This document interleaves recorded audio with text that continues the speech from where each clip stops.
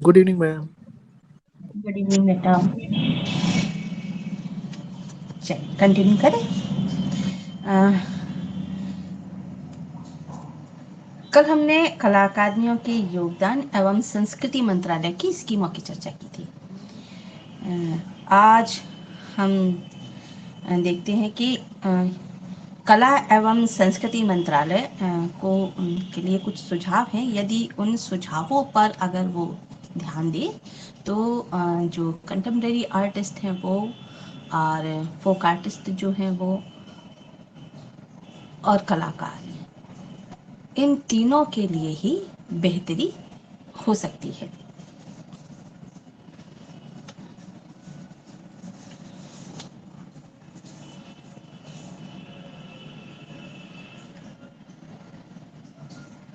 जिसमें पहला सुझाव है, यदि सरकारी अकादमियों परिषदों को स्वायत्त होना चाहिए। यदि उनका गठन जनतांत्रिक तरीके से किया जाए तो ज़्यादा बेहतर होगा। सरकार द्वारा उनके सुचारू संचालन के लिए पर्याप्त धनराशियों की व्यवस्था की जानी चाहिए। उनका कार्यभार उन्हीं लोगों को सौंपना चाहिए जो कला के क्षेत्र में श्रेष्ठ हों।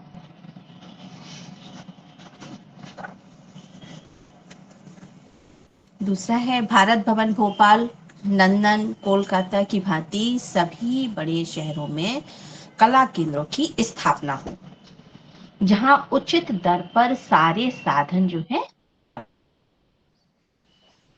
तीसरा है, अभी जो दीर्घाएं हैं उनकी दरें जो प्रदर्शनी के लिए ली जाती हैं वो बहुत अधिक है। कई बार तो कलाकार की हैसियत इतनी होती ही नहीं कि वह महंगी कला सामग्री को जुटाने के साथ साथ दीर्घाओं का किराया भी वहन कर सके। अतः दीर्घाओं का जो दरें हैं, किराया है उसका, घटाई जानी चाहिए।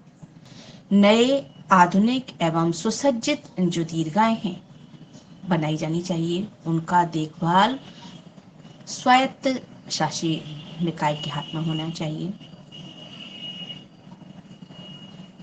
चौथा है, गांव कस्बे के साथ छोटे शहरों में भी पुस्तकालयों की स्थापना हो, जहां खुले एवं बंद कक्षों का निर्माण किया जाए, जहां पेंटिंग की भी व्यवस्था हो। इनमें विभिन्न कलाओं का प्रदर्शन भी किया जा सकता है। इसकी स्थापना के बिना सांस्कृतिक उत्थान संभव नहीं है। विधायक कोष से कम एक पुस्तकालय अवश्य ही निर्मित किया जाना चाहिए, जिसका रखरखाव वहीं के लेखक एवं कलाकारों की समिति के हाथ में होना चाहिए। प्रत्येक विश्वविद्यालय में साहित्य एवं कला के संरक्षण के लिए सरकार सृजन की स्थापना सुनिश्चित कराए तथा के आयोजन हेतु धन का आवंटन जो है सुनिश्चित करे। कलाकृतियां पुरातत्व के समान जब किसी लोक संग्रहालय या राष्ट्रीय संस्था में प्रदर्शित करने के लिए आयात किए जाएं, तब वे आयात कर से मुक्त रहेंगे। हाल के वर्षों में समकालीन और पारंपरिक दोनों ही कलाओं को अनेक संस्थाओं ने बढ़ावा देने में भागीदारी की है। उनमें से कुछ संस्थाएं भारतीय कला की विरासत को विदेशों में स्थापित करने और उन्हें अपने देश में वापस लाने में विशेष रूप से सक्रिय रही हैं। इस प्रकार शुरुआत को प्रोत्साहित करने के लिए व्यक्तिगत कला दीर्घाओं एवं अन्य संस्थाएं जो लोगों में कलाकृतियों का प्रदर्शन करती हैं के लिए कलाकृतियों का आयात कर मुक्त किया जाएगा।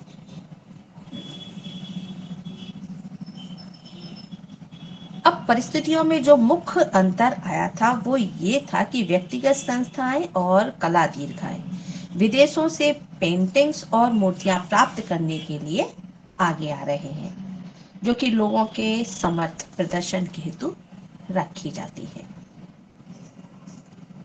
कला विद्वानों का मानना है कि सरकार भारत में कला के अंतर्राष्ट्रीयकरण में सहायता करेगी, करना चाहिए। अंतर्राष्ट्रीय स्तर पर कला के बंधुत्व के लिए सरकार का ये स्वागतपूर्ण संदेश है। इससे यह आभास होता है कि अधिकारी वर्ग वास्तव में इस विषय में सहयोग के आकांक्षी हैं।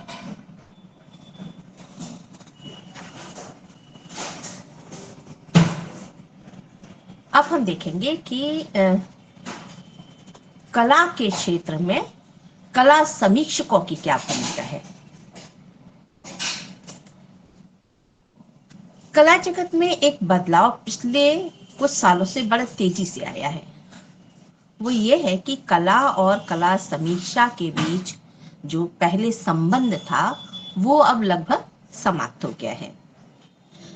द हिंदू एवं इंडियन एक्सप्रेस जैसे समाचार पत्रों ने भी जो कला समीक्षाएं पहले प्रकाशित करते थे, अब उन समीक्षाओं को प्रकाशित करना लगभग बंद कर दिया है।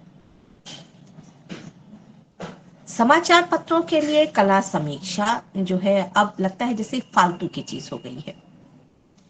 इसमें कतई संदेह नहीं है कि बाजार के विकास के साथ साथ कला और कलाकारों के लिए नई समस्याएं जन्मी है। अब कलाकारों को नाम और दाम दोनों मिलने लगे हैं, पर यह सच है कि समाज में कला के प्रति जो पहले चेतना थी वैसी चेतना अब नहीं रह गई है। पेस्ट्री का मतलब भले पार्टी कला प्रदर्शनी के उद्घाटन की हो, पर उसमें कलाकार और सबसे ज्यादा उसके काम की चर्चा नहीं होगी, बल्कि उनकी जगह जो होंगे मॉडल, नेताओं एवं मशहूर हस्तियों के फोटोग्राफ्स होते हैं। उनकी चर्चाएं जो कला की रह जाती हैं, पेंटिंग्स की रह जाती हैं, वो तो नगण्य स्तर पर है। अगर उसमें कहीं कोई चर्चा छपती है तो वो होती है किसने क्या पहना था, कौन किसके साथ था, परंतु कला के विषय में दो शब्द भी नहीं प्रकाशित होते। अधिकांश कलाकार, क्यूरेटर, कला दीर्घाओं को चलाने वाले इस की गंभीरता को समझते हैं और स्पष्ट भी करते हैं कि कला समीक्षा एक आवश्यक तत्व है जिसे अखबारों में जगह मिलनी चाहिए, पर ये कब होगा, से होगा, ये कोई नहीं बता पा रहा है। कारण यह है कि अखबारों पर पहले जैसे पाठकों और समाज का दबाव नहीं रह गया है।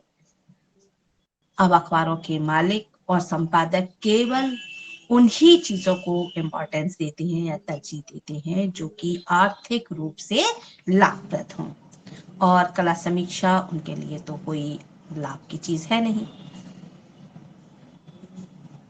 पिछले कुछ सालों में बाजार केंद्रित होकर कला जगत वहां पहुंच गया है जहां 30-40 से लेके 60 साल तक साधना कर चुके कलाकार के समकक्ष 31 साल का युवक या युवती खड़ी हैं। इस आधार पर उसकी कीमत बाजार में वही है जो 30-40 साल से जो कलाकार साधना कर रहे हैं उतनी है।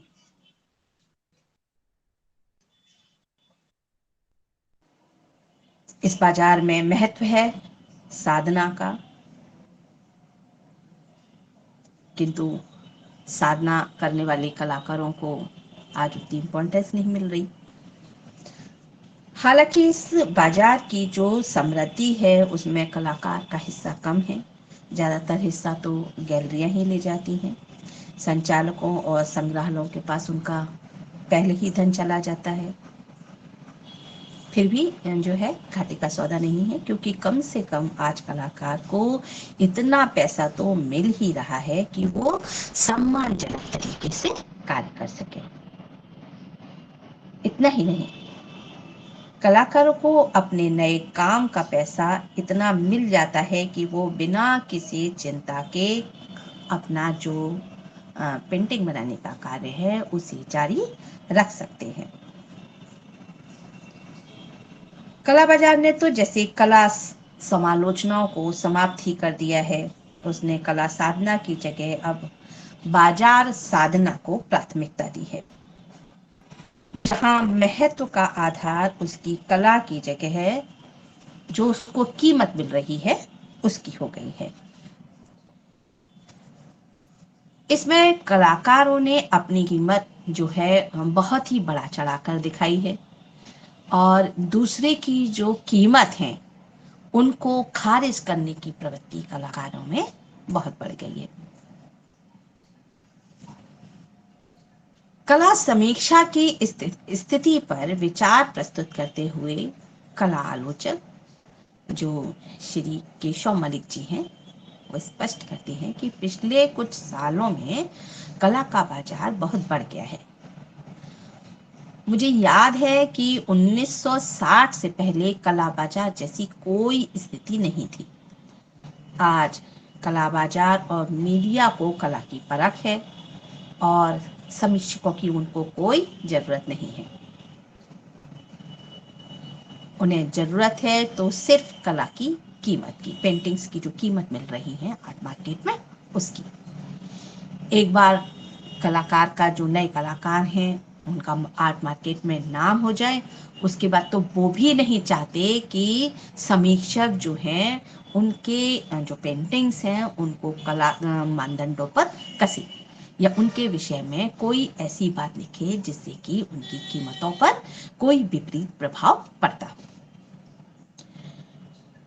एक समय था जब प्रदर्शनी आयोजित करने वाले कलाकार चाहते थे कि उनकी जो एग्जीबिशन हो रही है उसमें वो ज्यादातर वो लोग आए जो कि समीक्षक कला समीक्षा करते हों, कला प्रेमी हों और कलाकृतियों के खरीदार भी हों। कलाकार चाहते थे कि उनकी कलाकृतियों की प्रदर्शनी की जो समीक्षाएं हैं, जो खबरें हैं, वो न्यूज़पेपर में प्रकाशित हों, पत्र पत्रिकाओं में उनकी बातचीत आए, वार्तालाप आए। इसलिए वे किसी भी हद तक चिंतित, उत्सुक और प्रयत्नशील भी रहते थे। किंतु 1995 के बाद जो है स्थिति एकदम विपरीत हो गई है। अब केवल प्रदर्शनियां जो हैं केवल जो बिक्री के लिए आयोजित की जाती है।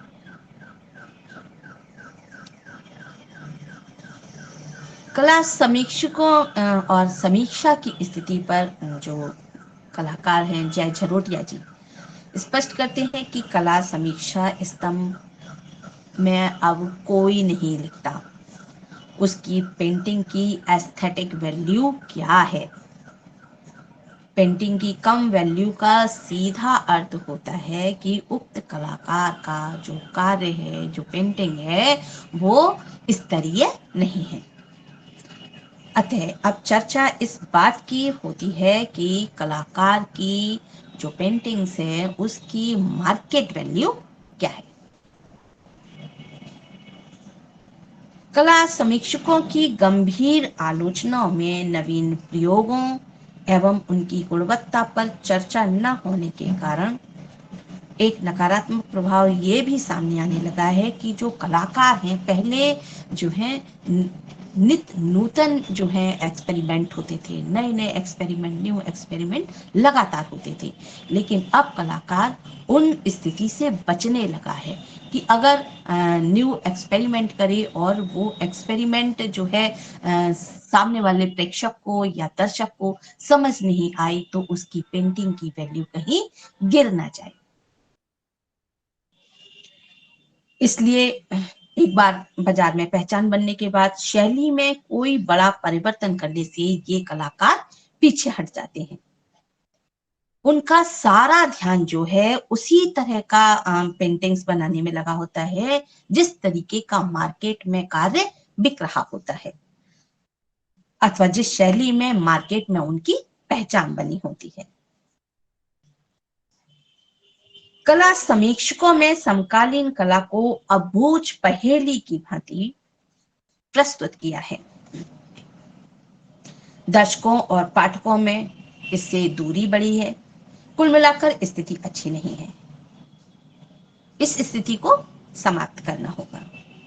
समीक्षकों को पुनः आत्म समीक्षा करनी होगी कि झूठी प्रशंसा को त्याग कर गंभीर समालोचनाओं की भाषा, प्रतिमान, विश्लेषण के स्तर पर उसे पुनः समृद्ध किया जाए। वरिष्ठ कलाकारों के ऐसे कार्यों को भी विश्लेषित करना होगा जिन्हें अनेकानेक प्रयोग के उपरांत बनाया गया,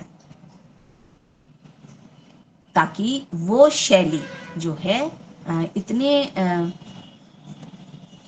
प्रयासों के बाद बनाई गई है, इतने प्रयोगों के बाद जो शैली बनाई गई है, वो शैली जीवित रहे,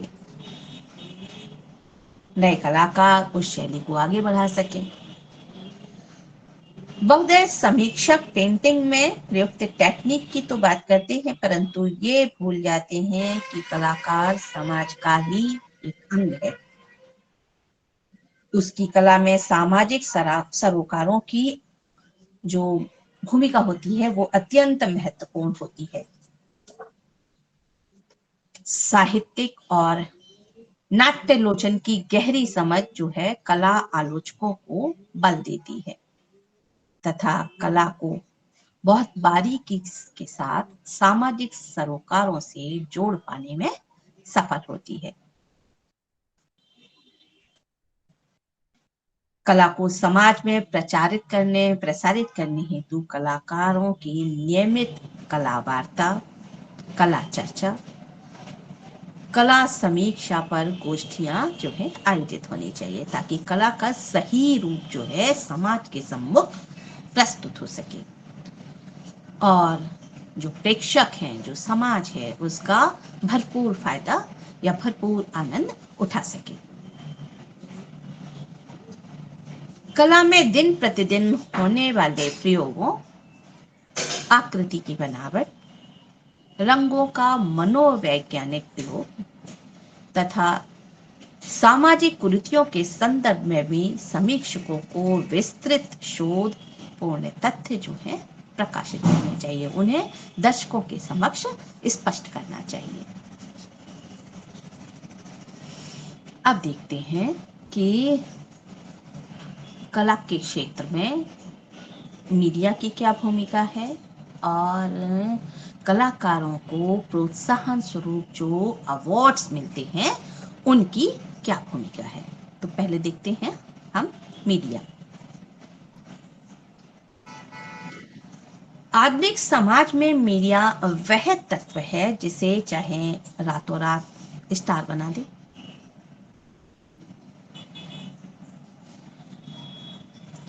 ग्लोबलाइजेशन के कारण शीघ्र सूचनाएं प्राप्त कर किसी भी क्षेत्र में स्पर्धा बढ़ाना मीडिया के कारण ही आज संभव हो सका है। ऐसे में किसी कलाकार को किसी देश का नहीं बल्कि जगत कलाकार कहा जाए तो कोई अनुचित बात नहीं होगी। एक समय था जब मीडिया की विश्वसनीयता सर्वसिद्ध थी। हर खबर को प्रसारित करने से पहले पूरी जांच के साथ, परख के साथ उस खबर को प्रसारित किया जाता था। लेकिन मीडिया की ये छवि धूमिल हुई है। मीडिया में राजनीति एवं धन के प्रयोग ने आज उसे अपने मार्ग से भटका दिया है। आज वह अपनी शक्ति का दुरुपयोग कर रहा है। हर खबर को मसालेदार बना करके दर्शकों के सम्मुख प्रस्तुत किया जाता है।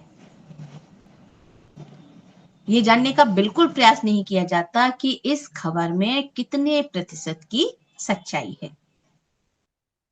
कलाकृति की मूल्य वृद्धि ज्यादा धन अर्जन करने वाले कला दीर्घा की मीडिया के द्वारा वह खबर ऐसे परोसी जाती है जैसे ब्यूटी पार्लर से कोई नव यौवना श्रृंगार करके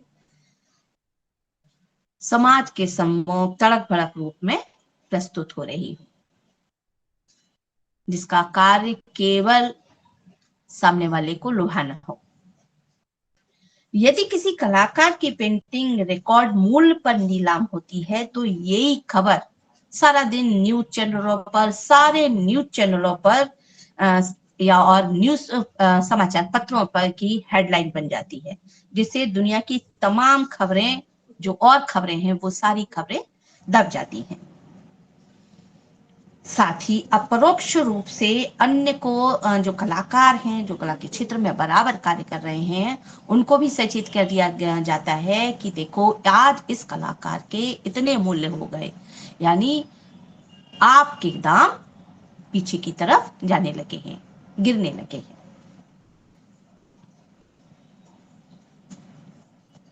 इस तरह की सूचनाओं से समकालीन कलाकारों में एक विचित्र सी होड़ हो गई है। समय के साथ बदलते कलाकारों को किसी भी हद तक जाने के लिए मजबूर किया जाता है। ऐसा नहीं है कि सारे कलाकार तनाव में हैं। फिर भी सूचना के प्रस्तुतिकरण का जिस तरीके से सूचना को प्रसारित किया जाता है, उसका नकारात्मक प्रभाव तो कलाकारों पर पड़ता ही है। असुरक्षित कलाकारों के मन में प्रयोगों के प्रति उदासीनता जो है पनपने लगती है। दूसरों की अपेक्षा स्वयं को बड़ा सिद्ध करने के लिए दूसरों की अपेक्षा कुंठा जैसे विचार तो कलाकार के मन में पनपने ही लगते हैं। कलाकारों के मध्य ईर्ष्या रखने और एक दूसरे को नीचा दिखाने का कोई पहला वाकया नहीं है। समय समय पर ऐसी घटनाएं जो हैं सामने आती रही हैं। 1974 में लखनऊ महाविद्यालय के प्राध्यापक श्री ईश्वर चंद्र गुप्ता की अंतरराष्ट्रीय स्तर पर बढ़ती हुई ख्याति से जो है प्राचार्य रणवीर सिंह बिष्ट जो है से वो पहले परमिशन लेने के लिए गए कि मुझे पुरस्कार लेने के लिए लंदन जाना है। तो उन्होंने, प्राचार्य ने उन्हें अनुमति नहीं दी। वो अनशन पे बैठ गए तो उन्हें पुलिस गिरफ्तार करके ले गई। तब राज्यपाल विश्वनाथ दास के हस्तक्षेप के द्वारा उन्हें 2 वर्षों के लिए लंदन भेजा और वहां से लौटने पर पता चला कि जो उनके मित्र थे, उन्होंने दिल्ली में उनकी सारी कलाकृतियां, जो उनके रिसर्च पेपर्स थे, उनका वीजा था, सब कुछ सामान जो है चुरा लिया। उसी समय लखनऊ विश्वविद्यालय से जो उनकी सर्विस थी वो भी समाप्त की जा चुकी थी। अपने मित्रों और साथियों की इसी क्रूरता के कारण वो भिक्षुक होकर के पागलपन की स्थिति में मधुबनी की गलियों में विचरण करते रहे। वर्तमान भारतीय परिवेश में कलाओं को और अधिक महत्व दिए जाने की आवश्यकता है ताकि कलाएं जन सामान्य से जुड़ सके। हमारा मीडिया जगत चित्रों व चित्रकारी को जन सामान्य से जोड़ने की जो भूमिका है वो बेहतर रूप में निभा सकता है, किंतु उसे क्राइम, करप्शन, सिनेमा और खेल जगत की ही खबरों को सुर्खियां बनाना आता है। वास्तविकता तो यह है कि मीडिया जगत में भी बाजारवाद के उसी जो मीडिया है वो भी उसी के मकड़जाल में फंसी हुई है। वह भी लोगों को केवल वही खबरें परोसती है जिसे वो पढ़ना और देखना चाहते हैं। आवश्यकता है एक नए वातावरण बनाने की जिसमें कलाकारों एवं दर्शकों का स्थायी एवं मजबूत संबंध जो है स्थापित हो सके। अब देखते हैं अवार्ड्स की भूमिका। किसी व्यक्ति को अपने जीवन के प्रत्येक क्षेत्र में कार्य करने के लिए प्रेरणा एवं प्रोत्साहन की आवश्यकता होती है, जो शिथिल कार्य में उमंग भरने का कार्य कर सके। बचपन से ही व्यक्ति के कार्यों को बढ़ावा देने के लिए उसके उन कार्यों की प्रशंसा की जाती है ताकि व्यक्ति की सृजनात्मकता आगे बढ़ सके। प्रारंभ में उसके परिजन, स्कूल में शिक्षक, तदुपरांत जो संस्थान हैं, संस्थाएं हैं, इसी कार्य को करती हैं। जब प्रशंसा मिलती है, प्रोत्साहन मिलता है, तो व्यक्ति भी जो है व्यक्ति की प्रतिभा और निखरती है। तो पहले प्रादेशिक स्तर पर, फिर राष्ट्रीय स्तर पर उसके कार्यों को पुरस्कृत करने, सराहना करने हेतु पुरस्कार प्रदान किए जाते हैं। राष्ट्रीय ख्याति मिलने के उपरांत अंतर्राष्ट्रीय संस्थाएं भी उसके इनाम, अवार्ड्स को प्रदान करती हैं। उस व्यक्ति की प्रतिभा का आकलन करने के उपरांत उसे अवार्ड्स प्रदान करने की संस्तुति करती है, जिसके बाद संस्था अथवा सरकार उसके कार्यों का स्तर परखते हुए उसके लिए अवार्ड्स जो है निश्चित करती है। कई बार यह अवार्ड्स भाई भतीजावाद, नेता मंत्री, उच्च पदासीन व्यक्ति की सिफारिश के कारण ऐसे अपात्रों को प्रदान कर दिए जाते हैं, जिससे जो योग्य व्यक्ति है उसका मनोबल टूट जाता है। अतः अवार्ड्स प्रदान करने वाली कमेटी दूसरों के प्रभाववश वह कार्य करती है जो उनकी मर्यादा के विपरीत होता है।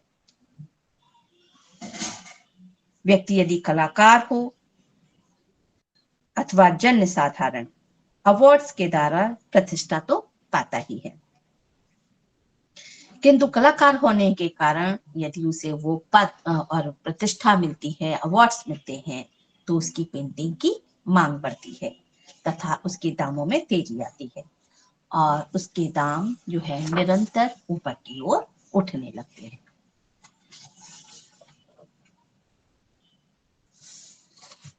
अब हम चर्चा करेंगे जो है जो नए कलाकार हैं, जब अपनी पेंटिंग्स का मूल्य निर्धारण करते हैं, तब उनके समक्ष किस प्रकार की समस्याएं जो है आती हैं।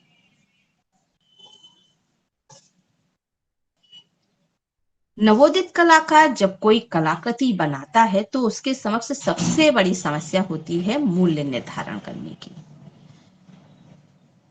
क्योंकि वह स्वयं अपनी बनाई गई कलाकृति का आकलन करने में समर्थ नहीं होता। ज्ञान एवं अनुभव की कमी के कारण वह अपनी कृति का मूल्य या तो बहुत अधिक लगाता है या फिर बहुत न्यूनतम कर देता है। उसके आसपास रहने वाले जो लोग हैं वो भी उसे सही परामर्श नहीं दे पाते। नवोदित कलाकार में कला संस्थाएं वह गुण विकसित नहीं कर पाती जो कि कला बाजार के लिए आवश्यक है। छोटे शहरों से आने वाले कलाकार स्वयं प्रदर्शनी का आयोजन करके व्यवसाय नहीं करना चाहते, पर उन्हें कलाकृतियों के मूल्य एवं कला व्यवसाय के बारे में कुछ पता भी नहीं होता। महानगरों में कला क्यूरेटर होते हैं जिनका काम होता है कलाकृति का मूल्य निर्धारण करना, प्रदर्शनी का आयोजन करना और उन्हें बाजार प्रदान करना। ये क्यूरेटर उन लोगों को जानते हैं जो कि कलाकृतियों को खरीदते हैं और उन्हें अंतरराष्ट्रीय बाजार में नीलाम करते हैं। यदि इसे विश्लेषित किया जाए तो पता चलता है कि समस्त कलाकारों के समूह में 30% लोग ऐसे होंगे जिन्होंने अपनी जो है स्थिति अच्छी बना ली है। जिन युवा कलाकारों ने बाजार की प्रक्रिया को समझ लिया है, वे 50,000 रुपए से लेकर लाखों रुपए तक अपनी कलाकृतियों को बेचते हैं और ग्राहक कलाकृतियां क्रय करने हेतु उनके आसपास घूमते रहते हैं। मूल्य निर्धारण की समस्या के निवारण में कला संस्थाएं प्रभावी कदम उठा सकती हैं। उन्हें सजेशन दे सकती हैं।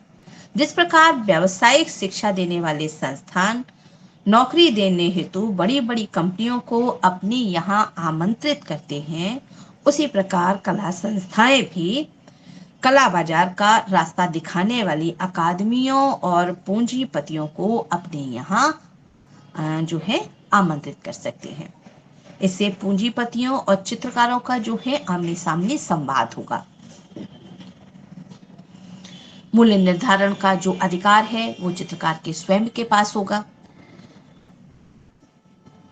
लेकिन ये प्रक्रिया भी इतनी सिंपल नहीं है, साधारण नहीं है। अगर सिंपल नहीं है तो असंभव भी नहीं है। इसके लिए प्रयास की आवश्यकता है। इस तरह का एक प्रयास जो है 2006 में गुड़गांव में देखा गया, जहां महाराजा अकादमी ऑफ फाइन आर्ट्स में नवोदित कलाकारों की क्रय कृतियों जो कृतियां थीं उनको विक्रय हेतु प्रस्तुत किया गया। इस प्रदर्शनी का उद्घाटन कनाडा स्थित कला व्यवसायी सिमोन फिंकेलस्टेन ने किया, जहां से वे इन नवोदित कलाकारों की 25 पेंटिंग एक साथ खरीद करके ले गए। 2007 में इसी अकादमी ने इसी व्यवसाय को पुनः अपने यहाँ आमंत्रित किया। भारतीय सौंदर्य शास्त्र से प्रभावित होकर उन्होंने इस बार जो सेकंड टाइम जो यहाँ पर आए, उन्होंने बड़े पैमाने पर कलाकृतियों को खरीदा। ये एक सुखद अनुभूति है जहाँ कलाकार स्वयं अपनी कृति का मूल्य निर्धारक बनता है, सौदवी और क्रिस्टी जैसी संस्थाएं नहीं।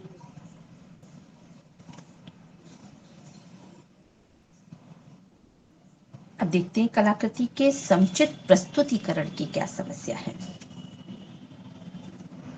आर्थिक कठिनाइयों का सामना करते हुए नवोदित कलाकार किसी तरह अपनी पेंटिंग को तो बना लेता है, किंतु समस्या होती है उसकी जो एग्जीबिशन करने की जो जगह है उसकी एग्जिबिट करने की।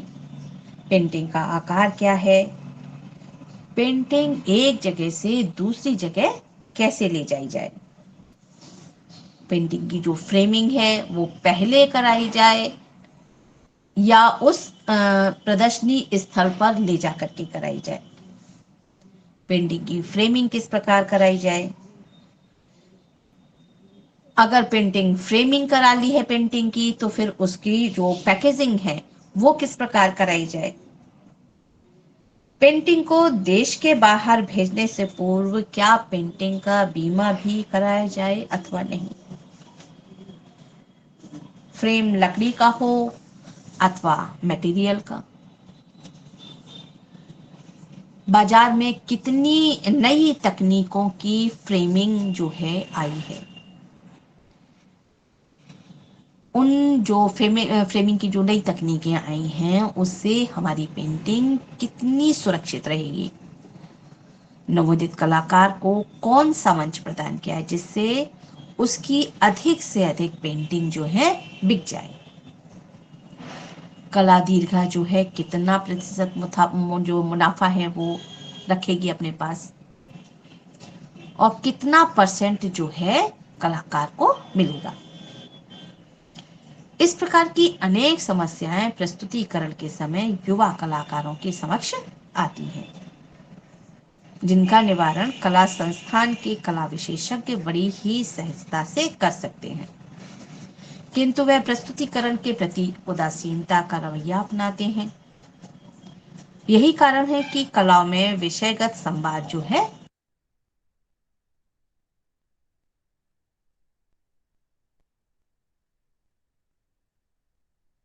सही बात है, वर्कलोड इतना होता है कि पेपर पूरे पढ़ा दिए जाएं समय से और एग्जाम से पहले उनका जो है कोर्स पूरा हो जाए, वही बहुत है उनके लिए। किंतु जब छात्र जो है महाविद्यालय से पढ़कर निकलते हैं, उन्हें बाजार या कला क्षेत्र में क्या क्या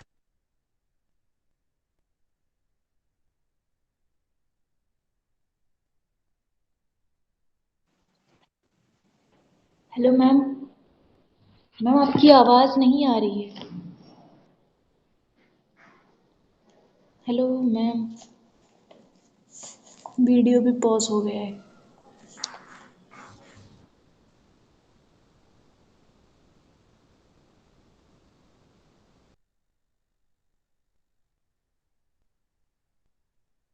ज्ञान जो है उससे पर दे देना चाहिए महाविद्यालय स्तर पर। इसके मूल में यही कारण रहता है कि लंबे समय तक परेशान होकर युवा कलाकार उन्हीं दीर्घाओं एवं दलालों की शरण में जाए जहां से वे लाभ प्रतिशत जो है कमा सकें।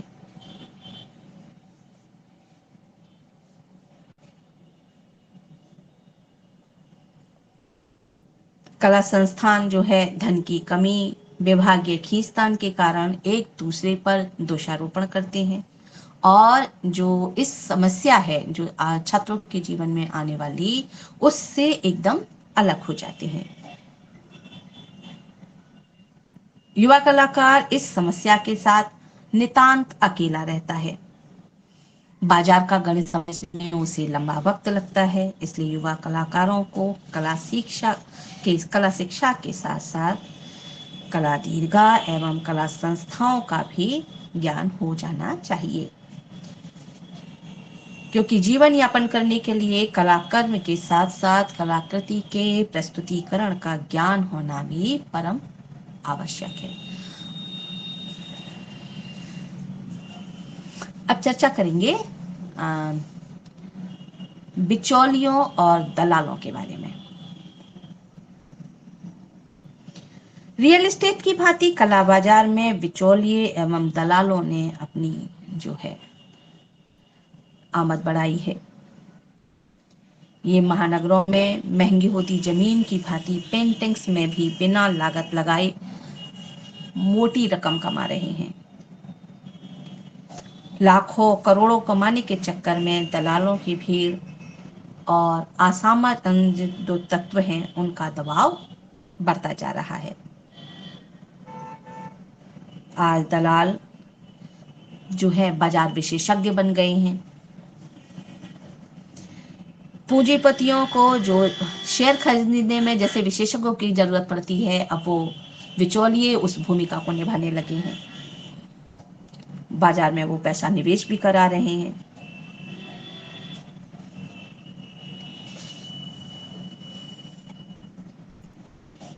इस कला बाजार के बारे में जेरी सॉल्ट कहते हैं कि नीलामी बाजार जो व्यवसाय है वेश्यालय और रंगमंच का अनूठा मिश्रण है, जहां सामान्य से हटकर विचित्र सा मनोरंजन होता है, जहां अकल्पनीय वस्तु को पाने एवं जीत की खुशी मिलती है। यहाँ पूंजीपति जन समुदाय एवं उपभोग के नियम जानकार, विधि सलाहकार, दक्षतापूर्ण कार्य करते हैं। इसकी नाटकीयता के संदर्भ में भी कहते हैं कि यदि नीलामी व्यवसाय से रंगमंच को यदि बाहर कर दिया जाए तो इसकी भयानक जो रूप से यह उबाऊ और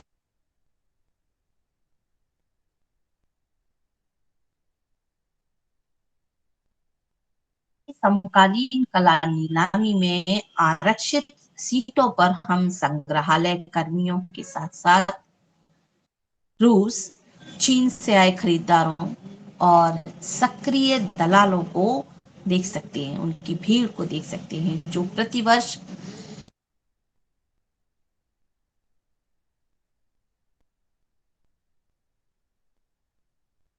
की समाज जो है सराहना करे।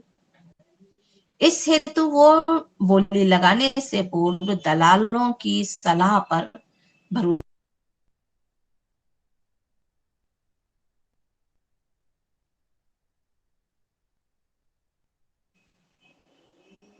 अधिक प्रतीत होते हैं। यह सलाहकार संग्रहकर्ता नीलामी कक्ष की मैम। लगभग दो तिहाई। Hello ma'am. हेलो। मैम आपने अभी क्या बोला फिर से बोल दीजिए ना, आवाज़ रुक जा रही है तो वो बीच में बात रह जा रही है, सुन नहीं पा रहे। अच्छा, यह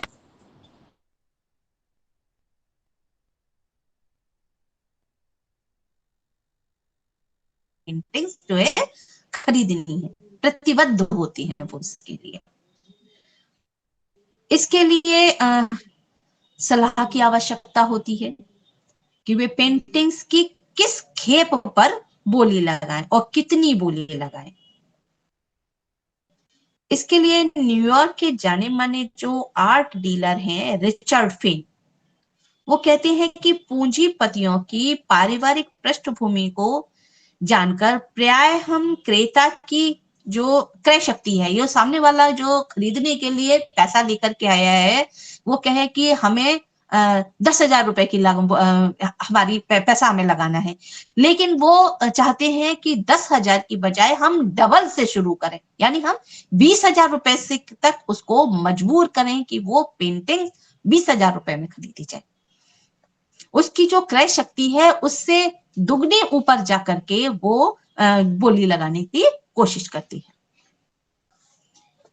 इस हेतु वे कहते हैं कि मेरा कार्य जो है रोबोट नहीं है कि जैसा उन्होंने कहा उतना मैंने कर दिया, मुझे आगे बढ़ करके उन्हें धन जो है पैसा कमा के देना है।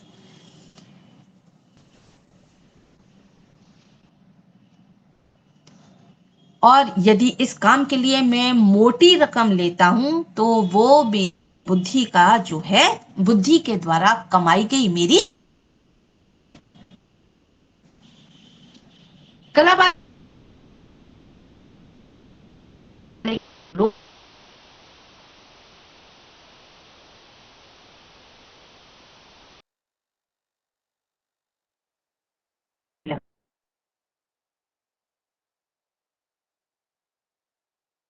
अपनी विचारधाराएं हैं। नीलामी करने वाले को क्या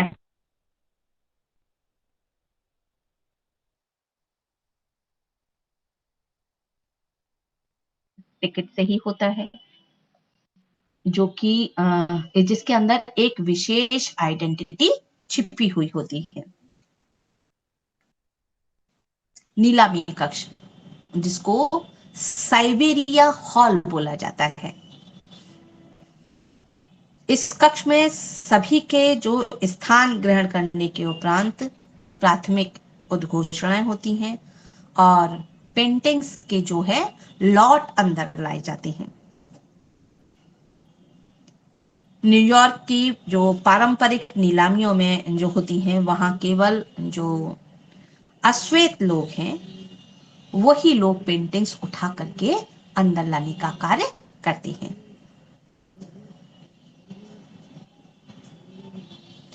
लंदन में निर्धन लोगों के द्वारा पेंटिंग्स अंदर लाई जाती हैं। नीलामी करने वाले लॉट एक के लिए जो है अपनी विनम्र शुरुआत करता है। नीलामी की बोली उत्तरोत्तर बढ़ते हुए आरक्षित मूल्य तक पहुंच जाती है। अंतिम प्रक्रिया में डीलर और अनुभवी व्यक्ति जो है लास्ट में आती हैं। एक से दूसरी बोली में 1.5 से 2 सेकंड का समय ही लगता है केवल। जैसे जैसे बोली ऊपर चढ़ती है, जो साइबेरिया हॉल है उसमें शोर, शांति और तनाव जो है चरम अवस्था पर पहुंच जाता है। जैसे जैसे बोली लगाने वाले लोग बाहर निकलते हैं, जो शोर है वो धीमे धीमे कम होता चला जाता है।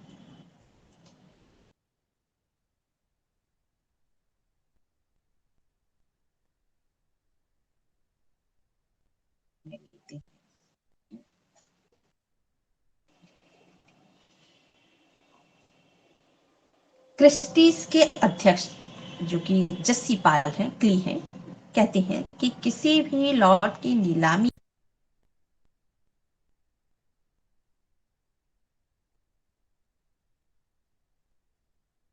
प्रति की जो सौंदर्यात्मक मूल्य है, इसकी निवेश की जो संभावना है, भविष्य में वो कृति कितना पैसा कमा करके देगी, उसकी रीसेल वैल्यू क्या होगी, दूसरे बोली लगाने वाले जो लोग हैं उनकी रुचि और बिंदुओं पर भी विचार कर लेते हैं 60 सेकंड के अंदर इससे ज्यादा समय जो है इस पेंटिंग में नहीं लगना चाहिए।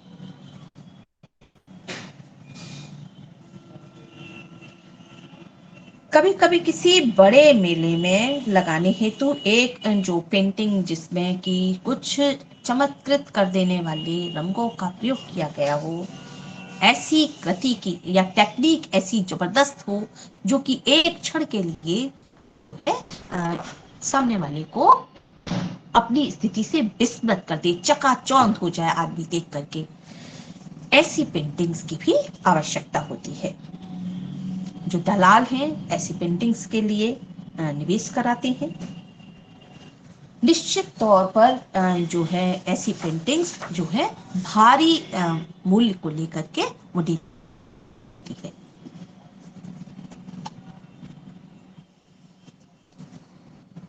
भारतीय कला बाजार में कमीशन एजेंट और दलालों की बढ़ती सक्रियता के विषय में राष्ट्रीय आधुनिक कला संग्रहालय के जो निदेशक थे राजीव लोचन जी, उनका कहना है कि किसी भी चीज का बाजार जब बढ़ेगा तो दलाल अवश्य ही आएंगे।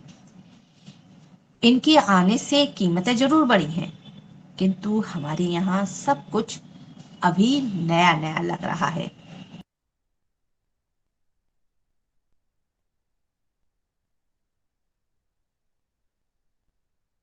मानना है कि खरीदने वालों की आंख जो है पैनी होनी चाहिए,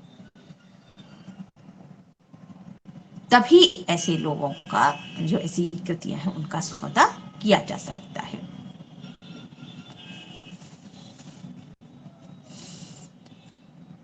अब देखेंगे कि जो पैसा तो आ रहा है, लेकिन इस पैसा आने के बाद जो है असामाजिक तत्वों का क्या रोल है समकालीन कला में, कला बाजार में।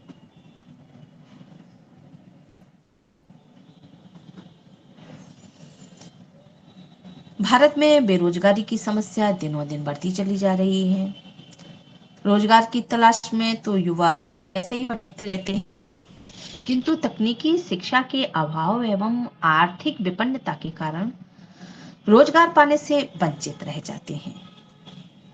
राह से भटककर यही युवा अवांछनीय तत्व बन करके हमारे सामने आते हैं। अमीरी गरीबी के बीच की यह खाई जो है उनके अंदर नफरत को पैदा करती है। यदि विश्व स्तर पर आर्थिक वैषम्यता की बात करें तो कुल 2% ऐसे ही हैं जो दुनिया की घरेलू संपत्ति से आधे से अधिक भाग के मालिक हैं, जबकि दुनिया की आधी आबादी के पास दुनिया की केवल 1% जो घरेलू संपत्ति है। धन का यही असंतुलित वितरण विभिन्न स्तरों पर आर्थिक असमानता की वजह है।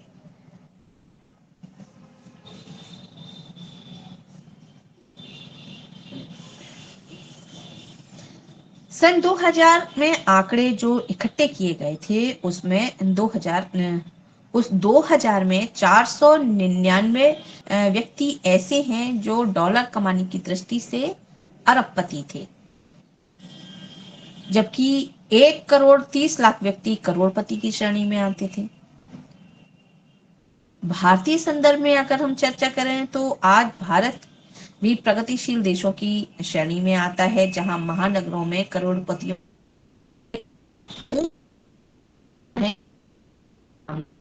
झुग्गी झोंपड़ियों में अपार विपन्नता दिखाई देती है, जहां जीवन जीने की मूलभूत सुविधाएं भी उपलब्ध नहीं है। ऐसे में युवा परिवार के भरण पोषण करने और निम्न तबके का नेतृत्व कर समाज में अपना वर्चस्व बढ़ाने हेतु ऐसे रास्तों पर चल निकलता है जहां पर लूट खसोट डरा धमका करके पैसा कमाना चाहता है, जहां लोगों को धमका कर धन वसूलने से लेकर लोगों के अपहरण करने जैसे संगीन अपराध करने में भी ये युवा जरा भी नहीं झिझकते हैं। यदि किसी कलाकार की कीमत ऊंची कीमत पर पेंटिंग बिकती है तो ऐसे तत्वों की नजर जो है चौड़ी। फिर क्या होता है, संबंधित कलाकार के पुराने से पुराने कार्य पर जोड़ तोड़ जो है शुरू हो जाता है। जो कलाकार समर्थ हैं वह अपनी पेंटिंग्स की सुरक्षा का पुख्ता इंतजाम रखते हैं। अगर नहीं रखेंगे तो रातों रात पेंटिंग्स उनकी चोरी हो जाती हैं। असामाजिक तत्व बाजार में बिकी पेंटिंग से प्राप्त धन से कमीशन के लिए आए दिन फोन पर धमकी देते हैं। कभी कलाकार विरोधी ग्रुप के कलाकार की कृतियों के दामों से जो मार्केट में उछाल आता है उससे परेशान होकर के खुद ही ऐसे असामाजिक तत्वों को निमंत्रण देते हैं, उनसे डीलिंग करते हैं। ये असामाजिक तत्व कभी सामाजिक ठेकेदार बनकर तो कभी संस्कृति के संरक्षण के नाम पर कलाकृतियों को झोंकने का कार्य भी करती है। कभी बड़ी बेरहमी से उनकी पेंटिंग्स फाड़ते हैं और सामाजिक जागरूकता का परिचय देने का नाम देते हैं कि हम सामाजिक जागरूकता को बढ़ावा देना चाहते हैं। हुसैन तो आपको याद ही होंगे, इसके सर्वश्रेष्ठ उदाहरण हैं। कुछ नामचीन कला दीर्घाएं बड़े कलाकारों की कलाकृतियों की नकल बनवाने और जो उन्होंने अपने हाथों में प्रोजेक्ट लिया हुआ है उस जो प्रोजेक्ट है उसको पूरा करने के लिए भी ऐसे जो कलाकार हैं, नवोदित कलाकार हैं, उनको आमंत्रित करते हैं। बड़े कलाकार इन असामाजिक तत्वों से अपना संपर्क बढ़ाते हैं कि यदि जो नवोदित कलाकार हैं यदि उनका प्रोजेक्ट पूरा करने में आनाकानी करें या समय पर जो है उनका प्रोजेक्ट पूरा करके ना दे, गवर्नमेंट का या उन्होंने जिससे भी लिया हुआ है वो प्रोजेक्ट है वो समय पर पूरा करने में अपनी असमर्थता जताएं, तो फिर इन असामाजिक तत्वों की सहायता ली जाती है कि आप इन नवोदित कलाकारों को पकड़ करके एक जगह बंद करके इनसे अपना कार्य पूरा कराएं, लेकिन जो प्रोजेक्ट है वो समय पर पूरा होना चाहिए।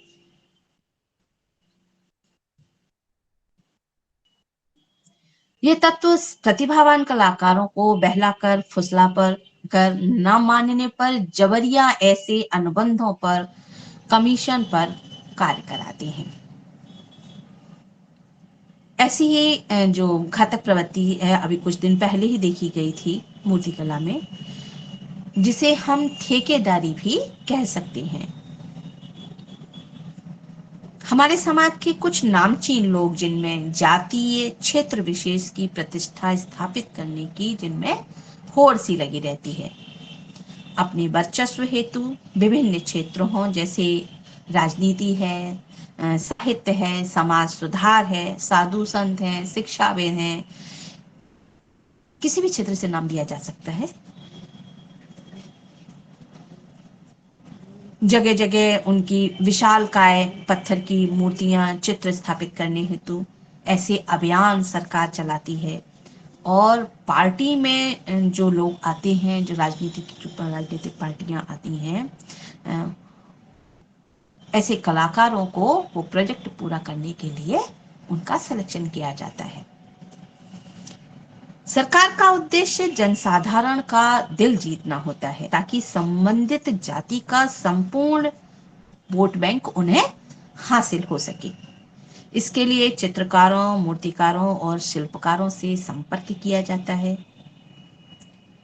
इसी खोज में कुछ नए कलाकार भी इस लिस्ट में आ जाते हैं। चित्र बनाने और मूर्ति गढ़ने के लिए लाखों करोड़ों के प्रोजेक्ट ऐसे नामी गिरामी लोगों को दिया जाता है, लेकिन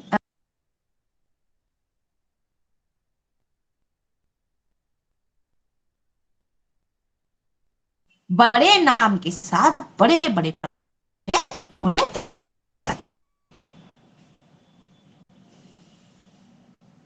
किंतु आमतौर पर देखा गया है कि वे अब या तो अधिक उम्र के होते हैं या रूप से कमजोर होते हैं, जो नियत समय पर अनुबंध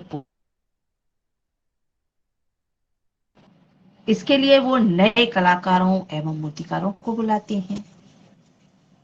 नवोदित कलाकारों और मूर्तिकारों का ना तो अपना कोई संपर्क होता है और ना ही अ, आय का नियमित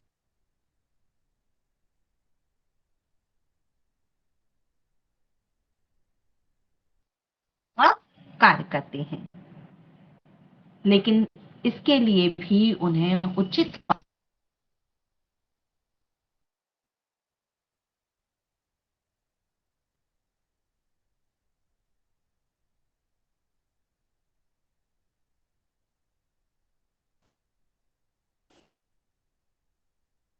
पारिवारिक प्रथा विकसित हो रही है। वाली पीढ़ियां, जो कलाकारों की पीढ़ी है, उन्हें स्थान स्थान पर अपमान झेलना पड़ता है। इससे उनकी प्रतिभा भी कुंठित होती है और कला जगत के लिए यह अपराध है।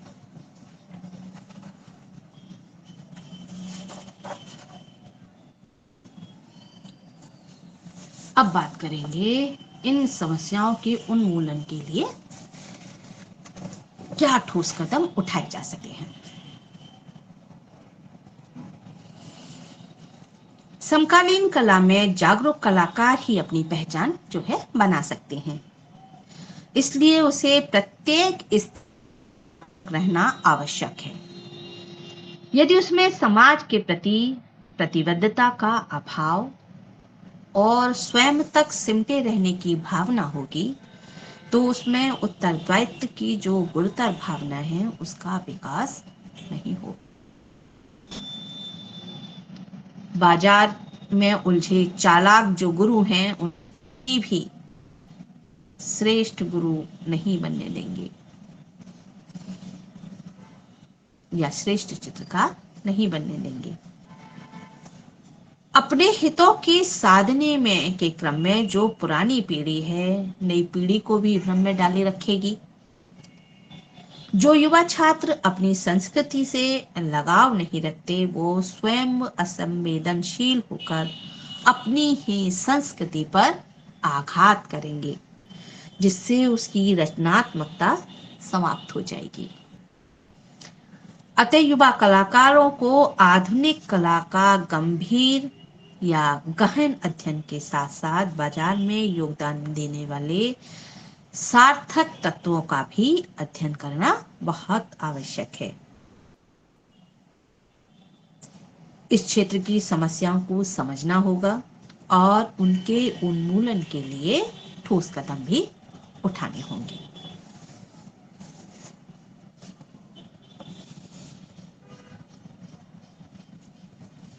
भारतीय चित्रकारों में अपने कृतित्व से दो शीघ्र प्रसन्न हो जाने की या संतुष्ट हो जाने की जो प्रवृत्ति है, इस प्रवृत्ति को जो है सुधारना होगा। उन्हें अपने प्रयोगों पर ध्यान केंद्रित करके विपरीत परिस्थितियों में भी अपना सेल्फ कॉन्फिडेंस या आत्मबल जो है बढ़ाना होगा। अगर कैनवस पेपर ना मिले तो न्यूज़पेपर से ही काम करें, रंग ना मिले तो कोयले से काम करें। यदि हमारी आत्मा में कला के लिए बेचैनी होगी तो कला के जो नए आयाम हैं अवश्य ही एक दिन खुल जाएंगे और जो दूसरे लोग हैं वो भी बिना आलोचना के एक न एक दिन उसे मान्यता अवश्य देंगे। यदि सरकार कला संस्थाओं और जनसाधारण के माध्यम से चित्रकला की प्रतिभाओं को उचित मात्रा में आर्थिक सहायता या आर्थिक आधार प्रदान नहीं करती, तो कोई आश्चर्य की बात नहीं है कि नैराश्यपूर्ण वातावरण जो है कलाकारों के ऊपर छाए। यदि भारत से बाहर कला की चर्चा करें तो इंग्लैंड में 500 से अधिक कला दीर्घाएं हैं। अमेरिका में तो सैकड़ों में संख्या में है। अकेले पेरिस में ही 45 से 50 हजार कलाकार रहते हैं। वहां हर रोज 50 से 60 कला प्रदर्शनियां जो हैं आयोजित होती हैं। लेकिन इन दीर्घाओं में दर्शकों की संख्या भारत की तुलना में बहुत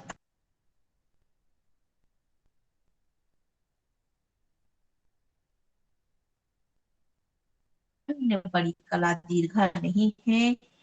यहाँ ऐसी दीर्घाओं की आवश्यकता है जहाँ साधारण और जनता है हमारी, वो बिना किसी हिचकिचाहट के इन प्रदर्शनियों को देखने के लिए जा सके। कला प्रदर्शनियां परस्पर विरोधी विचारों की शिकार हो अपने उद्देश्य में सफल नहीं हो पाती। कला दीर्घा में युवा चित्रकारों के विकास के लिए कोई ठोस व्यवस्था नहीं है। अतः आवश्यकता है युवा कलाकारों के जो कलाकार हैं उनके प्रदर्शन हेतु ऐसी दीर्घाओं के जहां पर विविध विधाओं के कार्य अलग अलग प्रस्तुत किए जा सके। युवा कलाकारों हेतु कला शिविरों का आयोजन निश्चय ही एक आवश्यक पहल है। निश्चित रूप से कला शिविरों का बढ़ावा दिया जाना चाहिए जहां कलाकार कई पीढ़ियों और कई शैलियों में सहभागिता के भाव से जहां पर कलाकार कार्य करते हैं, जहां पर हर उम्र का कलाकार वहां आमंत्रित होता है। छात्र भी उनके साथ भिन्न भिन्न माध्यमों में भिन्न भिन्न विधियों में शैलियों में कार्य करते हैं। इन शिविरों में कला जागरण हेतु विभिन्न मुद्दों पर खुलकर बातचीत की जाती है। उन कलाकारों को यहाँ असुविधा भी हो सकती है जो अपना कार्य एकांत में करना पसंद करते हैं। पर्याप्त समय एवं स्थान न मिलने के कारण पुनरावृत्ति की समस्या उत्पन्न होती है। यदि पर्याप्त समय स्थान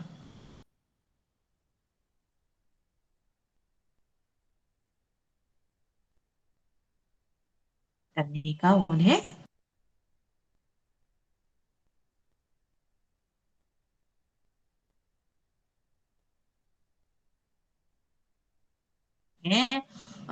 उसके लिए भी जो पुरानी पीढ़ी है, जो अनुभवी कलाकार हैं, उससे निश्चित रूप से उन्हें सलाह और सुझाव जो है प्राप्त होंगे।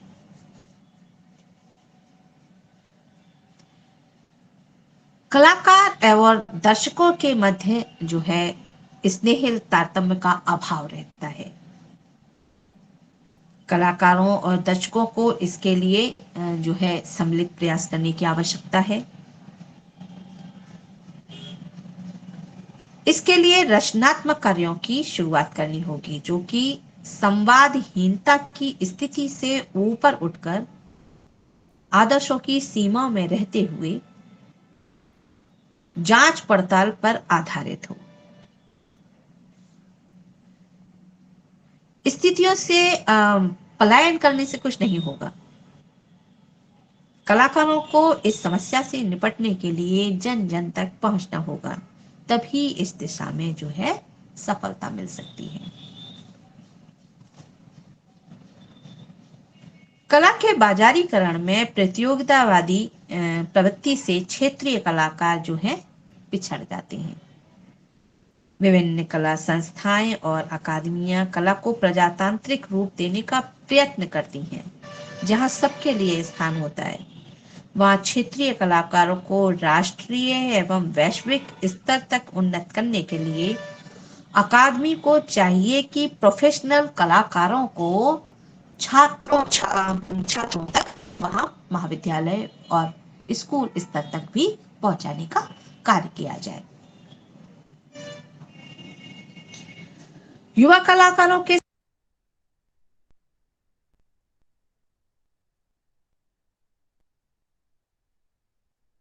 जिस चीज की या जिस तकनीक की जरूरत होती है उसके विद्वानों के ज्ञान पर हमें निर्भर रहना पड़ता है, चाहे धातु शास्त्र हो अथवा अभियंत्रण। भारत में इसकी सुविधा व्यापक रूप से उपलब्ध नहीं है, जैसा कि पाश्चात्य देशों में देखने को हमें मिलता है। वहां एक ही छत।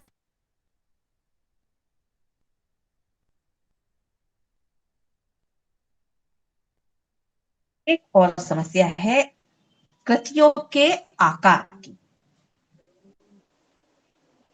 वस्तु अगर छोटी है तो शीघ्रता पूर्वक नजरअंदाज कर दी जाती है,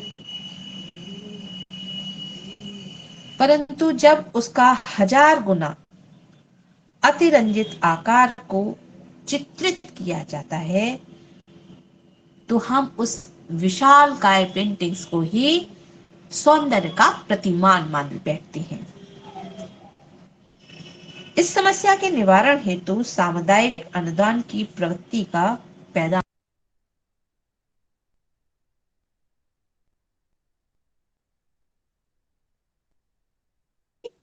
प्रदर्शित की जा सके।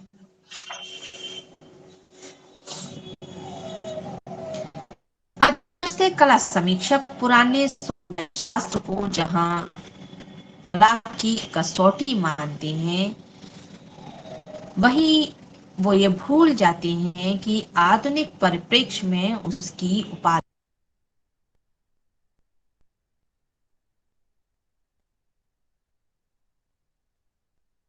पुराने प्रतिमान बताए जाते हैं, जो पढ़ाए जाते हैं, कला दर्शन पढ़ाया जाता है कि किसी भी पेंटिंग्स की समीक्षा कैसे करनी है, समालोचना कैसे करनी है, उसके लिए हमें सौंदर्य शास्त्र पढ़ाया गया है। तो हम उन्हीं सौंदर्य के शास्त्र के जो प्रतिमान हैं उन्हें ही अनदेखा कर देते हैं। अतः वे लोग भ्रांति उत्पन्न करते हैं और कलाकारों के लिए एक समस्या बन जाते हैं। इसके लिए संकीर्णता से उठकर केवल उन्हीं समीक्षकों को लिखना चाहिए जिनकी विषय में गंभीर रुचि हो, उदारवादी दृष्टिकोण हो और जो कला समीक्षक जो सकारात्मक सुझाव हैं पेंटिंग के लिए वो देने में सक्षम हो। एक कलाकार की दृष्टि महत्वाकांक्षी, पारदर्शी, गहरी और मानवीय होना चाहिए, क्योंकि वे आंतरिक अनुभव कैनवास पर उतारना चाहते हैं, भावना को जागृत करते हुए अपनी निर्मित कृति को संप्रेषित करना चाहते हैं और अपनी भावनाओं को बांटना चाहते हैं। कलाकार की दृष्टि एवं दृष्टि के मध्य एक पदार्थ होता है, वह है पेंटिंग, जो संबंधों और अंतर संबंधों के संसार को विलीन कर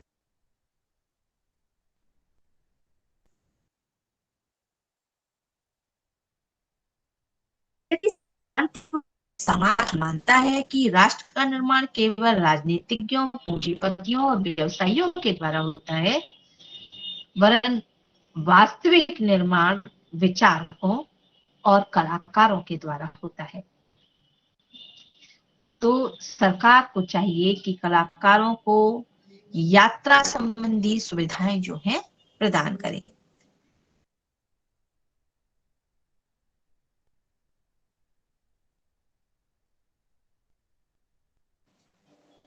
कलाकारों की मांग है कि उन्हें राज्यों की ओर से समुचित संरक्षण मिले, राजकीय एवं राष्ट्रीय कला वेदिकाओं हेतु बड़ी संख्या में उनकी कलाकृतियों की खरीदारी करे,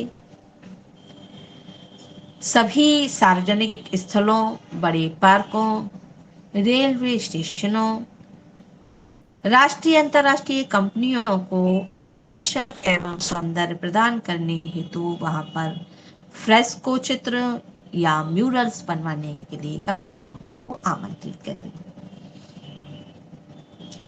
सरकार के साहित्यिक प्रयास से सभी छोटे बड़े कलाकारों को कार्य मिलेगा।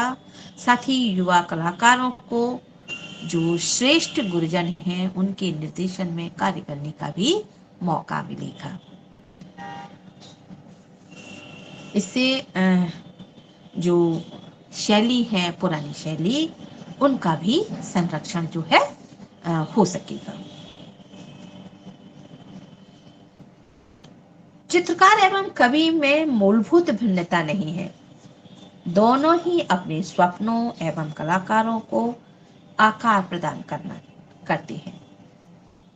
जहां तक कवियों का प्रश्न है, उन्होंने स्वयं को परिस्थिति कर लिया है और कलाकार अपनी तकनीकी समस्याओं के अतिरिक्त जीवन संबंधी समस्याओं का निस्तारण अभी नहीं कर पा रहे हैं।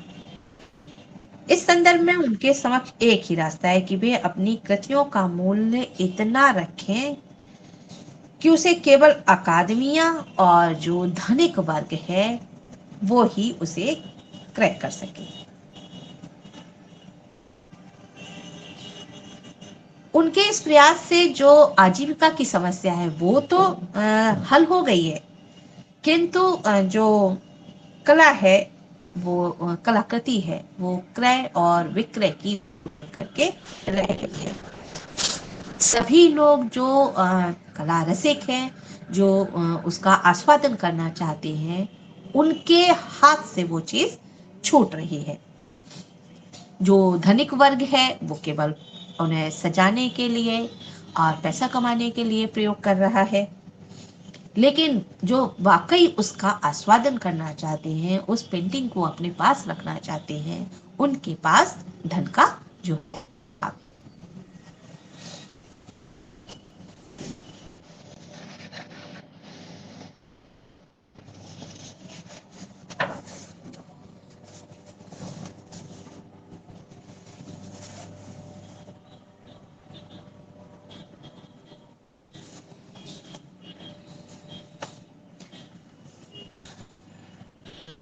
अब देखते हैं कलाकृतियों के फोटो प्रिंट्स और रुचि बढ़ाने की कलाकृतियों में क्या उपाय हो सकते हैं। कला व्यापारियों को यह सोचना होगा कि लोगों की पेंटिंग्स में रुचि बढ़ाने के लिए क्या किया जाए। इस व्यापार में लोगों की रुचि कम होने के कारण कहीं इसके जो भारी इसके मूल्य निर्धारित कर दिए गए, कहीं वो तो जिम्मेदार नहीं है। क्या भारतीय कलाकारों की कृतियों के मूल्य उस सीमा तक पहुंच गए हैं जहां से उनका बढ़ना अब संभव ही नहीं। लोगों को कलाकृतियों के प्रति जो आकर्षित करने का तरीका है वह है नामचीन कलाकारों की चित्रकृतियों के प्रिंट्स बनवा करके बेची जाए।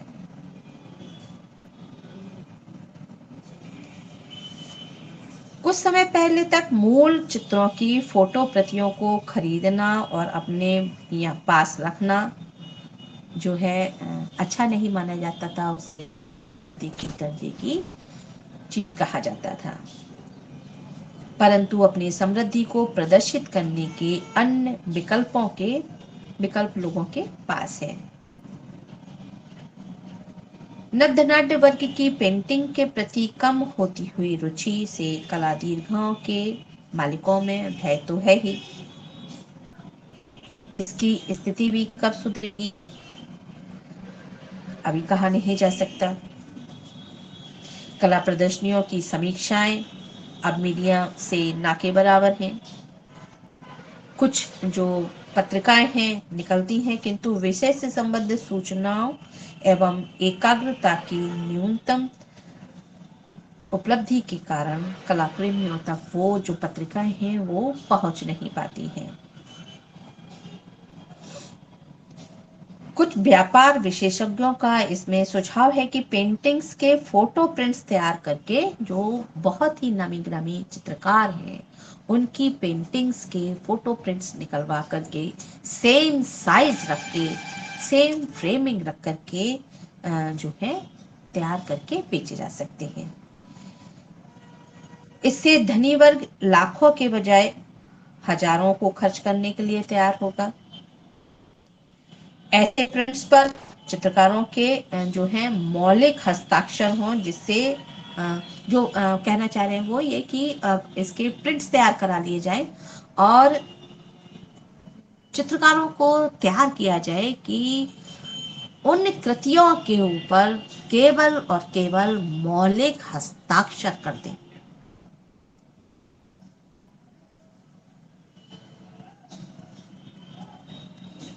जिससे जो पेंटिंग खरीद रहे हैं उनके मन के अंदर जो है थोड़ा सा संतोष रहे। इसके लिए फोटोग्राफरों का कहना है कि यह विद्या अब इतनी उन्नत हो गई है कि इससे जो चित्रों का प्रभाव है वो बिल्कुल भी नष्ट नहीं हो। एक्सपर्ट इस क्षेत्र में आ चुके हैं। इसी प्रयास के तहत यामिनी रॉय, सूजा, सतीश गुजराल आदि के कामों के फोटो प्रिंट्स जो है तैयार किए जा रहे हैं। अब सवाल ये उठता है कि कला के क्षेत्र में रुचि लेने वाले नए लोगों के बीच अगर चित्रकृतियों की समझदारी, बारीकियां फोटो प्रिंट से पैदा हो जाएंगी तो क्या वह कलाकृतियों को पहचानने, एक कलाकृति को वास्तविक समझने में मदद करेगी? क्योंकि वो तो केवल नकल ही और नकल ही देख रहा है ना। संभव है कि चित्राकृतियों के इस नए बाजार से नए उदीयमान संभावनाशील चित्रकारों को आगे बढ़ने में फिर बहुत बाधाएं उत्पन्न होंगी। भविष्य में क्या संभावनाएं जो हैं समकालीन कला में दिखती हैं कला बाजार की? आधुनिक कलाकारों हेतु बाजार मजबूत प्रतीत होता है। महत्वपूर्ण संग्राहकों द्वारा आधुनिक मास्टर्स की प्रमुख हेलो मैम। कलाकृतियों की मार्केट में अच्छी मांग है। क्या हुआ, सुनाई नहीं देता? हाँ मैम, मेरा एक क्वेश्चन ये है कि ये इतनी सारी प्रॉब्लम्स हैं नवोदित कलाकारों को अपनी कृतियों को बाजार में प्रस्तुत करने के लिए, तो इतनी सारी समस्याओं के रहते हुए क्या इसका समाधान है कि वो मतलब इजीली अपनी कृतियों को बाजार में प्रस्तुत कर सके नवोदित कलाकार? अब संभावना ही है, शुरू कर तो रहे हैं, बहुत संभावना सारी के बारे में ही प्रॉब्लम्स चर्चा करेंगे। बहुत सारी समस्याएं बहुत हो सारी रही हैं। प्रॉब्लम्स, अभी प्रॉब्लम से हाँ समझ, क्योंकि अगर हम इसी तरीके से भटकते रहेंगे और जो है बिचौलियों के चक्कर में पड़ेंगे, जब हमें कला सौंदर्य के बारे में जानकारी नहीं होगी, हम नए प्रयोग करने से बचेंगे कि हमें सिर्फ अगर मूल्य देखना है पेंटिंग का, तो सिर्फ अपने मूल्य को तकते रहें, हम डरते रहे नए प्रयोगों को करने के लिए, हम रोना रोते रहे कि हमारे पास साधन नहीं है, हमारे पास कलर नहीं है, हमारे पास बड़ी पेंटिंग्स नहीं है, बड़ी नहीं कर सकते,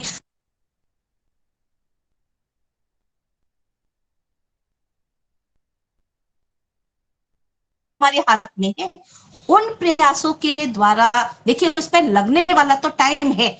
आज ये ऐसा नहीं, बहुत से लोगों को तुरंत मौका मिल जाता है, लेकिन अगर हमको मौका नहीं मिला है और हम एकदम आर्ट मार्केट की चकाचौंध में नहीं आ रहे, हमें वो तुरंत माल जो मूल्य है वो नहीं मिल पाया, इसका मतलब ये नहीं है कि हम नए प्रयोग करने से बच जाए। हमें उन बातों को ध्यान में रखना होगा कि हम जो है आर्ट मार्केट के जो चतुर चालाक हैं, हम उनकी पहुंच में ना पहुंच जाए, उनसे बचते हुए हमें अपना कार्य जो है आगे प्रदर्शन हेतु आगे बढ़ाना है।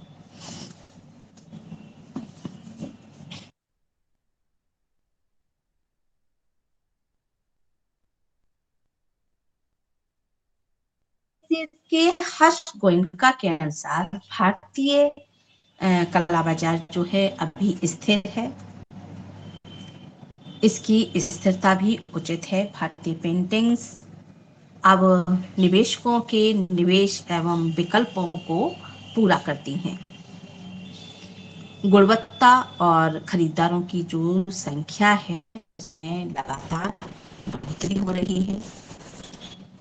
भारतीय कला बाजार की भविष्य में बढ़ोतरी होनी ही है, जो अधिक से अधिक लोगों को संग्रह करने हेतु निवेश करने के लिए कला की तरफ मुड़ेगी। निश्चित रूप से ये एक अच्छा संकेत है। बाजार की बढ़ोतरी पर जो विषय विशेषज्ञों की राय है वो इस प्रकार की है। जैसे 2011 के आरंभ में जिन भारतीय आधुनिक कलाकारों की महत्वपूर्ण पेंटिंग्स को प्रशंसित किया गया, आशा की जाती है कि उनकी मांग जो है आगे भी बनी रहेगी, उनके मूल्य जो है आगे बढ़ेंगे। 2010 से 2015 के बीच 5 आधुनिक चित्रकारों FN सूजा, हुसैन आरा का जो कला प्रतिशत था वो 60 से 80% तक बढ़ा। यदि चित्रकारों के मूल्य प्रभावित हुए तथा वे चित्रकार जिन्होंने पिछले दशकों में ऊंचे मूल्य प्राप्त कर लिए, उनकी प्रसिद्धि बरकरार रही, क्योंकि संपूर्ण विश्व के अनेक कला संग्रहों में उनकी जो वो अभी बरकरार हैं, मौजूद हैं। समकालीन कलाकारों के अनेकों पेंटिंग्स जो हैं अभी लाइको बनाए हुए हैं।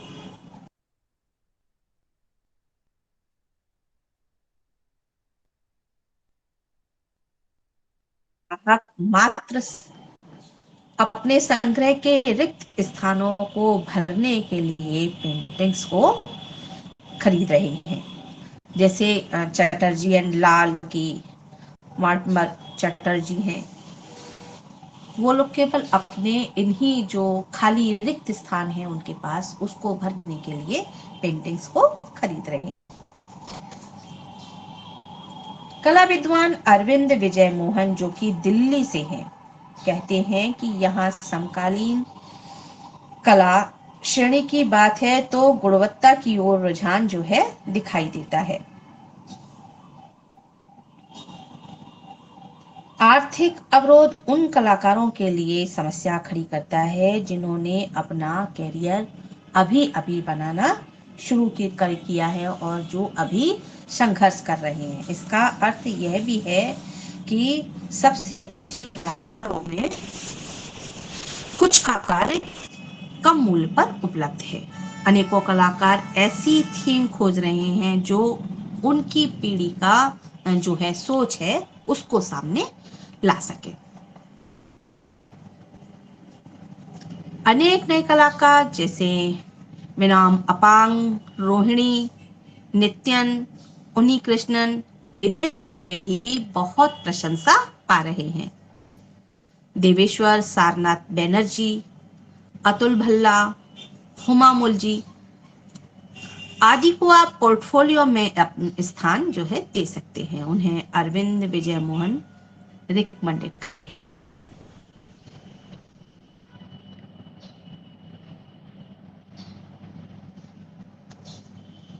उपरोक्त बातों को एक वाक्य में कहना हो, यदि आपको पेंटिंग पसंद है और आपके पास खरीदने के लिए पैसे हैं तो आप इसे खरीद लीजिए। जैसे कि मुंबई की गिल्ड आर्ट गैलरी की निदेशक जो है शालिनी साहू ने कह रही है कि कला वह है जो कला धन से नहीं बल्कि भावनाओं से संबंधित हो। चलिए आज का लेक्चर हम यहीं रोकेंगे, आपका कंटिन्यू करेंगे। Thank you. Thank you ma'am. Thank you ma'am. Thank you.